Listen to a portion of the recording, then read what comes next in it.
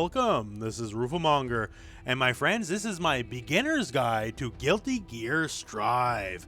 Now, this is for the open beta that is currently going on, although unless things massively change in the future, this should also be very applicable to the retail version of the game. So in this guide, I'm going to teach you the basics of everything in the game. I'm going to teach you just, combat flow, what buttons are what, the basics of offense and defense, Roman cancels, a very important part of Guilty Gear to be sure, and just all that kind of stuff. This will be a long video, so there will be timestamps for you to skip around, so feel free to go to whatever most interests you. And with that said, let's explain the basics of just how the flow works here. So to start with the absolute basics, hey, it's a fighting game, right? You pick a character, you move around, and you engage in combat. Now this is what we call a 5-button fighter. There is punch, there is kick, there is slash, this guy here, and there is heavy slash. And heavy slash appropriately, the heavy move. And our final button is dust, and dust is a very multifaceted button here. It can both be an overhead, in that you have to block this move standing, not crouching. If you crouch, you get hit. And if you hold it, the move changes. And if you hold up, you'll get this beautiful cinematic here. You can switch stages, and you'll get all sorts of fun bonuses. At the absolute basic, that's the core, and we'll get a lot more in detail, obviously. And this is a game where there's a lot of air mobility. You can both jump. You can double jump, as in simply just hit up again in the air. Some characters can't do it, but most can. You can also dash in the air, so you can dash forwards or backwards. And that's just simply back, back, or forward, forward. And the same here, if you hit back, back in the ground, you'll dash backwards. If you hit forward, forward in the ground, you'll start running. And you'll have to hold forward to run, just so you know. Very handy thing, by the way, in this game. If you go to your button settings, there is a macro for dash. So I have it set to my R2 button right now. So if I just hold back and hit R2, I get a backdash. If I just hold forward and hit R2, I start running. Same in the air, backdash. I can just hit up forward and the button, and I'll do an air dash as low to the ground as possible. So that's fantastic. I highly recommend setting a button to that. Now let's talk some of the basics of offense. So we talked about we have 5 buttons, and all the buttons naturally change if you're in the air, if you're crouching or whatever. So let's take, say, slash. This guy here. So it's a big old gut punch. If I'm in the air, it becomes this move. If I'm crouching, it becomes this move. And also there's a lot, and I mean a lot, of what we call command normals in the game. And by the way, the menu here for the command list is amazing. It shows little videos. I just love it. It's fantastic. So forward slash is also a completely different move. So we have this longer range strike. So now all of a sudden this one button obviously becomes this. If we hold forward, it becomes this. If we hold down, it becomes this. And if we're jumping, it becomes this. So you have to know what buttons are appropriate for each situation. Your punches and your kicks, they're generally more for like up close because they're a lot faster than other buttons. Things like slash and heavy slash, maybe a little bit better for further away or trying to get heavier combo damage. A thing to note here, the dust button. Dust buttons in the air are usually pretty unique character to character, like more than just a strike. And also, if you crouch and hit dust, it is the universal sweep. So for every character, although the animation may be different, obviously, it will knock them to the ground. This game also has what we call proximity normals, in that if you are in close proximity, the move will change. So here, once again here, using our example of slash, if I'm beside the enemy, all of a sudden, it becomes a different kind of punch. If I'm further away, well, there you go. It's the same button. I'm not changing any button presses. But if I'm close, then the move changes. And generally, the proximity normal can chain into the original move. So I can go slash, slash, and I'll go right into that punch. Slashes can also generally chain into heavy attack. So I can go slash, heavy slash, and there you go. Now, this doesn't work across the board compared to older games. Older games, I could go like punch, slash, heavy slash. Does not work in this game most of the time outside of rare situations. So punches can go in themselves just fine, and they can also go into command normals just fine. Kicks can go into dust attacks, like say the sweep. And slashes can go into heavy slashes. That's the general rule. One of the big things about Guilty Gear is every character breaks the rules in their own special way, but that is the general gist of it. Another thing that's very important to every single fighting game is everyone obviously has special moves, right? And once again, Guilty Gear being Guilty Gear, they wildly vary character to character. Saul's a good all-rounder, so he has a semi-projectile in the Gunflame, as you see here, but it doesn't go full screen, just so you know, but it's very good for pressure, all that kind of stuff. He has a move like, say, Fafnir. So Fafnir is just a big rushing punch, and also, if it's blocked, Soul will recover first, right? So it's very good for pressure, all kind of stuff. And there's all sorts of stuff. Every character, once again here, go to command list. It'll give you a nice little explanation of just what everything is and the general purpose, right? Not a big guide, but this is the kind of stuff you need to know. Everyone is unique in that way. So everyone has their own special moves. It's different character to character. Everyone has their own normals. Your regular button presses are just as important as your special moves. So don't put an over-importance on those guys. They're a complete package together. Now, just as important as offense is defense. This is a back-to-block game, so hold the back button or down back, and that will block for you. So it's not like, say, Mortal Kombat or Soul Calibur, where you can hold the button. Just simply hold back and down back, and you can block, say, just like Street Fighter. And supposedly obvious enough, but just in case you don't know, if you get hit, right? But if you block, well, then you didn't get hit. Simple enough. Now, there are many layers of blocking. So there's the simple block, as you've seen. You can also block in the air, by the way. But like, let's look at this here. So we got this attack hitting us, and it pushes us back. So in this scenario here, can't reach him, right? But if I were to block right as the attack was hitting, it's here, just. And what a just block is effectively the same as a regular block, except there is no pushback. You're directly on top of the enemy. And now all of a sudden, those punches that couldn't reach before, they now can, right? So it's very important. A lot of moves are safe in this game because they push you back, and it robs the enemy of the ability to push you back. And all you got to do, once again, just hit block right as the attack would hit. So there is an element of timing to it. There is also in this game what we call the faultless defense. That is holding your block button, just hold back to block, and any two buttons. And you see this beautiful little shield surrounding you. Now, this shield does drain your meter. It's a superior form of block, but you can't hold it forever. Now, as you see, we got our meter drain happening, so I can only keep this going for so long, right? So ideally, you want to save it for the right moment. Use it in brief spurts. Now, what does this offer you, you might ask, right? Well, one of the big things is this. So in this game, like many other fighting games, there is chip damage. So if I block this move here, I will still take a little bit of damage, right? That's just how it goes. But if I were to faultless defense it, nothing, no chip damage. Doesn't matter where it's coming from. Not going to happen.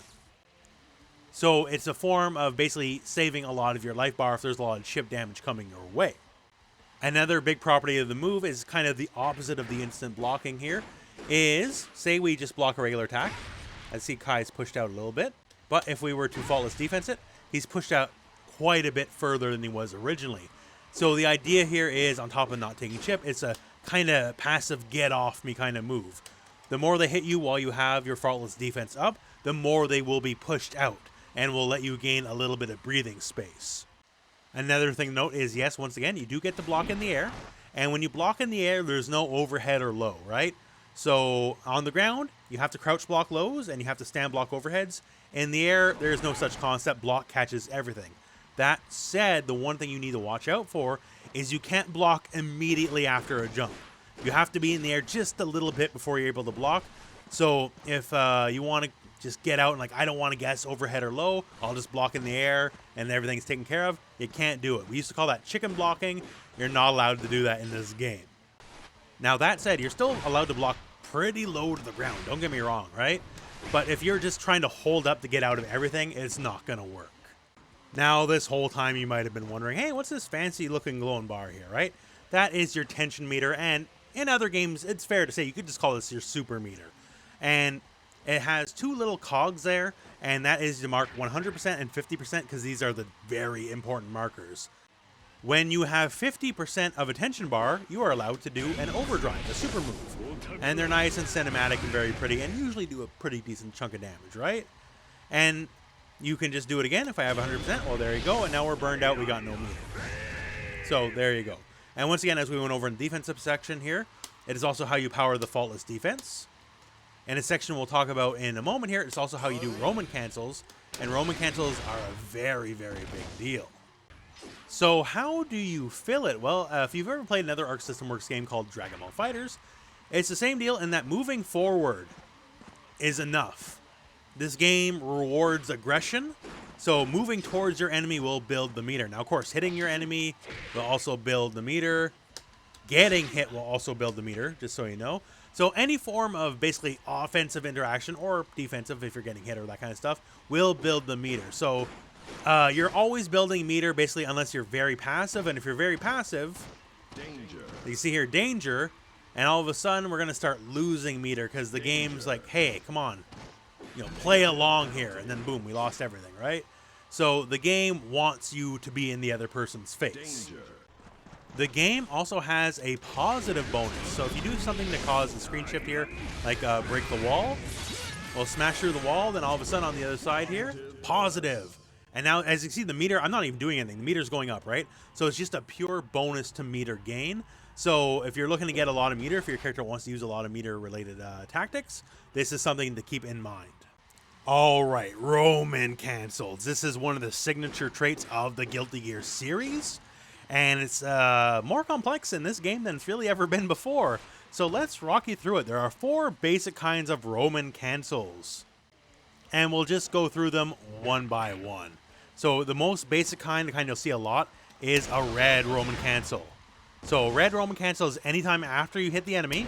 Doesn't really matter what it is. You just have to hit him. It can be on block too. And it will cause this big red explosion. And in this case here, on hit, it will launch them up. And then you can just combo forward, all that kind of stuff, right? It's definitely your combo material button. And you get in many situations here, like even off, say, a humble sweep. You can get it and then just start going from there. So when you're looking for like big combos, you know, the game-winning play, this is where a lot of those Roman cancels are going to come into their own. We also have blue Roman cancels. That's when you Roman cancel and you didn't do anything. You're just doing it to do it, right? And what this will do is put the enemy in a slow down state. So as you can see here, Kai, there we go. See how slow he jumped, right, versus a normal jump? So when he's under the effect of a blue Roman cancel, he just has to be slow. There's no way around it. You're burning 50% to slow them down. Also, if you remember earlier in the video, we talked about how, like, you can go slash into heavy slash, but you can't go punch into slash. Under the effects of a blue Roman cancel, you totally can. So it makes normal strings that are not possible, possible. In this case here, I can go stand slash into another stand close slash, proximity slash, and it'll work out just fine. So this is something that is not normally possible, yet this allows me to do it. And it just makes a lot of that possible. Their movement is slower, even their hit reactions are slower under a blue Roman cancel. There's also what we call a purple Roman cancel. So this is Roman canceling a move that is yet to hit. So say I do Gunflame. All right, that's all well and good, right? But what if I want to do Gunflame and then run at you? Well, then all of a sudden, see, the Gunflame is still happening, right?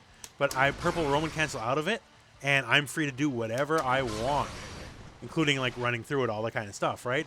So this is a way to create a lot of just, you know, offensive pressure. You can do this for effectively every single special move in the game. Just do your special move and then do your purple RC.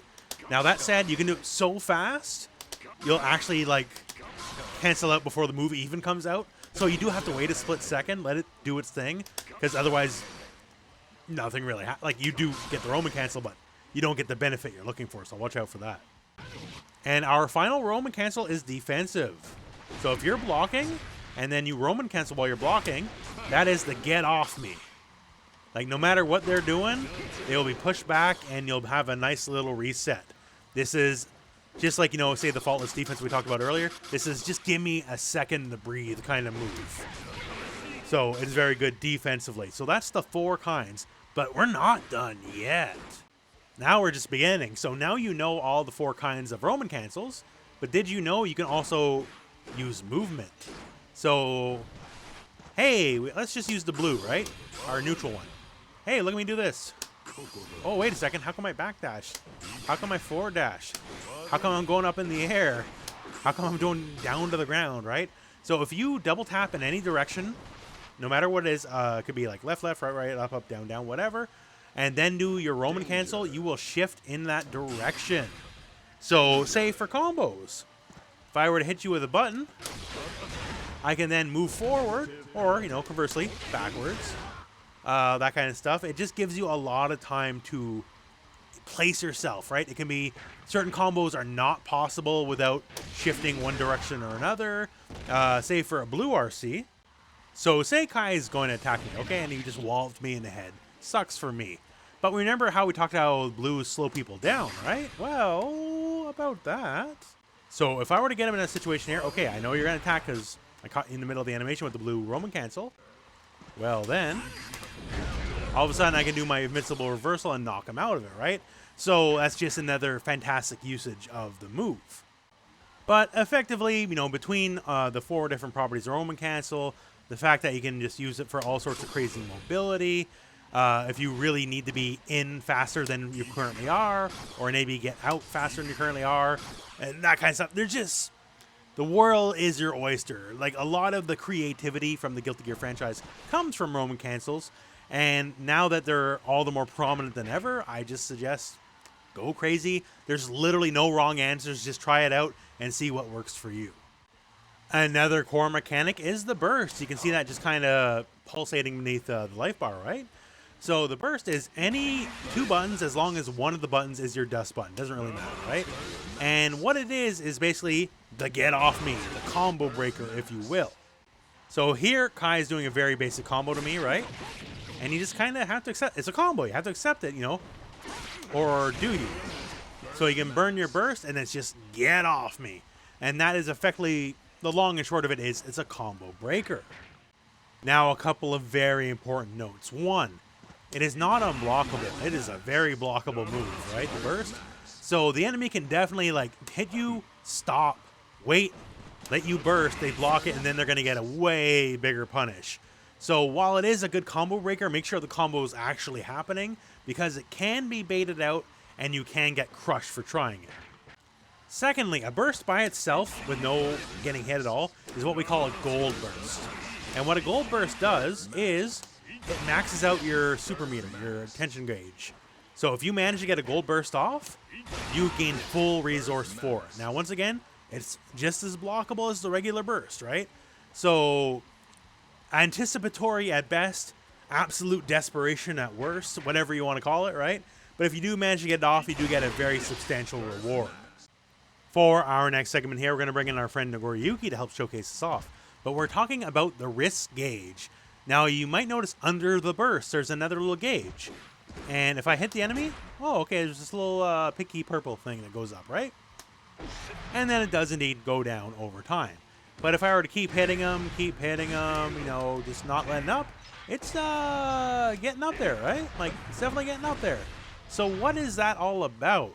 Well, what's that all about is basically another penalty for being a little bit too defensive, because if the enemy starts hitting you while that's high, you gotta watch out. I'm going to hit Kai now with a basic combo for Nagoriyuki. So 169 is said, right? So now let's crank up the RISC just a little bit and let's see how much damage it's going to do. So now the RISC gauge is set decently high up. Not full, but decently high up. Same combo. Let's see how much damage it's going to do now.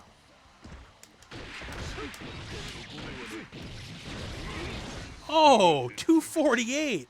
That's a lot more damage, isn't it? So what's happening here is this. Every time you hit the enemy while they have the RISC gauge up, the moves effectively are unscaled. So, like, pretty much every fighting game ever, the more hits you do in a combo, the less hit, you know, each successive hit does, right? So in this case, it's each hit's doing its full damage. And until that little pink bar goes away, every hit is going to be doing its full damage. So that means longer, more involved combos, they're going to be doing a lot more damage than normal. This is, once again, a penalty for being overly defensive. So when the enemy has that RISC gauge up there, you see that pink gauge getting pretty high, you're heavily incentivized to really, you know, crack them open and find something and get that damage in.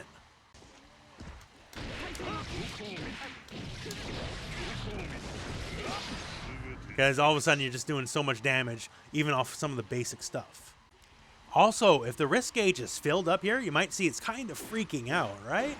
And if it's completely full, any hit you do, it does not matter what the hit is going to be a big boy, massive counter hit. Like I'm talking here, stand jab, right? What's the most the game will give us off a stand jab? Oh, the whole game will freak out. Like that's what we'll get off a stand jab, right?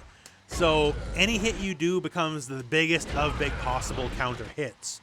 And, well, hey, let's talk about counter hits. So, counter hits. In fighting games, it's a simple enough concept. Basically, hit the enemy as they're trying to attack, right? So, Kai's trying to attack here, and then all of a sudden, since I know he's going to attack, I'll hit him, and there, hey, you see counter on the screen, right? And now, let's say conversely, he hit me. Oh, wow, okay. That one was a little bit different, wasn't it? So, first up, before we get the difference of counters also, at the bare minimum, they give you more damage, right? So my little toe tap here is 30 damage. If I hit Kai as a counter, 34, so on and so forth, right? You just get more damage for counter hits. Now, there is effectively 3 levels of counter hits. One for punches and kicks, one's for slashes, and one's for heavy slashes. And heavy slashes is definitely the most rewarding. So if I counter you with a punch or kick, well then, hey, you just see counter. That's awesome. Get a little more damage, right? If I counter you with, say, a slash, as you can see, the time stop is a little more significant, right? And if I were to counter you with a heavy slash, well then all of a sudden counter across the screen and you go flying, right? So, and of course, also more bonus damage. So what counters allow is effectively for more combo routes. Now, for a light punch counter, a kick counter, it depends what you're going to get, right? Maybe not the greatest. For a slash, you might be able to get new link options, like where one move can now combo into another move that never could before. And if you get the big, heavy counter, well then, you can do basically whatever you want. So, quick example here. This is like absolutely basic, right? But, you know, I can teleport to him and then hit him with forward heavy slash, which is a command normal for Nagoriyuki, which is his most damaging single hit. So, normally, I definitely could not do that, right? It just wouldn't work. This is an opportunity given to me thanks to the big counter. Things will be different character to character, but generally speaking, it is always a good thing to get counter hits, and especially the big counters will reward you with entirely new combos that were not possible before. Now, let's talk the wall. So, in just about every fighting game, there's the concept of being cornered, right? Your back's to the wall, you don't want to be there. Who does, right? The other guy can move around all they want. They got all the screen to move around with, and you in the corner, maybe not so much. But there's another downside, I guess, potentially, or upside, if you will, if you want to take the greener pastures. And we have the wall. So say I do slash heavy slash for soul here. Oh, you can see that little rune, that little glyph, I guess you could say, in the corner, right? So that's the wall. And if we hit them enough times on the wall, they're going to get splatted on the wall.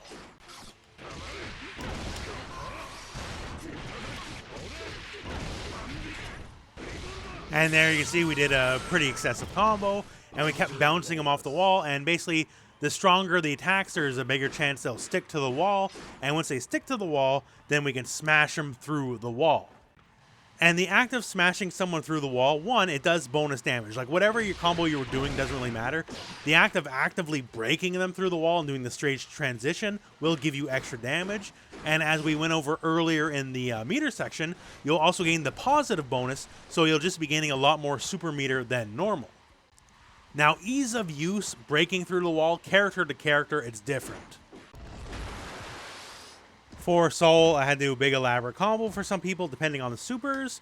It's literally as simple as home run swing, and you're just going through the wall, right? So certain characters, certain techniques is different character to character, but that's the general gist of it, right? You're just trying to smash them against the wall long enough for them to splat, and then you can just break the wall, and there you go. You get your bonuses.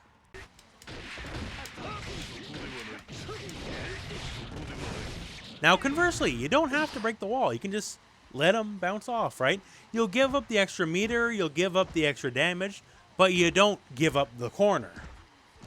And for a lot of people, you know, giving up the corner is a bad thing. They don't want the extra damage. They want to keep the opponent in the corner and keep them suffering, right? So once you see that splat happen, it's up to you. Do you want to cash out now, or do you want to just take advantage of the enemy in their disadvantageous state? Now, to quickly talk here about the uniqueness of the characters. Now, obviously, in every fighting game, every character is unique, right? But in Guilty Gear, a bit more so than the average fare, as every character, for the most part, is wildly different from the ones before. You're not going to find like a Ryu and Ken where there's a lot of shared DNA. Even though they're both Rushdown characters, Chip and Milia, they're very, very different characters, for example. And another thing to note is a lot of the core rules of the game, a lot of characters get to break those rules in certain ways. Now, sometimes it could be for good or for ill. Like characters like Nagoriyuki and Potemkin, they can't run, they can't dash, they can't nothing, right? So they don't have some of the core mobility of the game. Other people like Faust, yeah, he can air dash technically, but his is really weird, and he can swim up and down in the air, right? People have a lot of their own unique mechanics. Like Nagoriyuki has the blood gauge, which is a whole thing. Leo has a lot of stance fighting. He'll fight a lot of the fight from his back, like his back turned to you. Zato, he's a puppet character. If you don't know, well, maybe another video for another day. But he's effectively controlling two people at once, right? So a lot of people just play by their own very distinct rule set. There is the grander rule set, but just keep in mind everyone is very much unique. Now, who should you focus on? Who should you play? Now, before I keep going here, I'm going to tell you the real answer is truly play who you like, right? Yeah, some characters are harder than others, sure. But truly, if you like the character, don't let me dissuade you from anything. If you want to play them, play them. That's the true essence of the fighting game. Play who you like. That said, so there are characters that are easier to wrap your head around than others, right? Like comparing Kai to, say, Zato. Kai, you're learning how to swim. Zato, you're learning how to swim at the deep end of the pool, right? So there are certainly characters that will ease you into the game just a little bit more than other ones here. And I want to highlight 3 examples. So Kai, the closest analogy I can give you is he's the Ryu of the game, right? He has a fireball. He has an uppercut. Stun Dipper, sort of like Tatsu, I guess, in a way, right? But he has that core moveset you know and recognize from fighting games, right? It goes by a million different names under a million different characters, but, you know, fireball, uppercut, the hero character, if you will, it is here in Kai. He has very rewarding, just generalized buttons. Like his range is pretty decent, all things considered. So he doesn't suffer from that. He's just good at pretty much everything. Also in Guilty Gear Strive, he has the Dragon install. So he gets all funky looking here, as you can see there. And a lot of his stuff just gets faster, better, all that kind of stuff. Even the basic fireball becomes 2 hits. The really fancy fireball goes to 5 hits from 3. You can combo off, say, an uppercut without spending any gauge for a Roman cancel. Just a quick example there. I'm sure it's not optimal, but you get the idea, right? So he's the all-rounder, and he's been given a little bit extra sass now that he has this install transformation. So if you think this is a cool look, hey, well, can't go wrong. Kai will fit just about everybody. There's also newcomer to the series, Giovanna. She's a pretty straightforward Rushdown character, and she is a character made with beginners in mind. And just certain things like if I do stand slash, 3 hits, right? So when we're talking stuff like hit confirm, is visually assessing if you got the hit or not in a combo, well, you got a long time to do it. You know, down slash, 2 hits, a lot of multi-hitting moves that just make your life a lot easier to work with. She has some decent buttons in like saying heavy slash, which is cancelable into one of her specials. She has the fan favorite spiral arrow if you ever played Street Fighter, just like Cammy, right? And all in all, she's just very straightforward, very easy to understand, right? So you can't go wrong with her. And for our last character, I'm going to go against the grain a little bit here, and I'm going to say Faust. The game says he's a harder character, but in my opinion, I think he'll just do well by you, especially if you're a beginner. One, he has one of the most fun mechanics in fighting games. He has the random item toss, a quarter circle forward punch, and he'll toss out something. What will it be? Well, in this case, it's a bomb.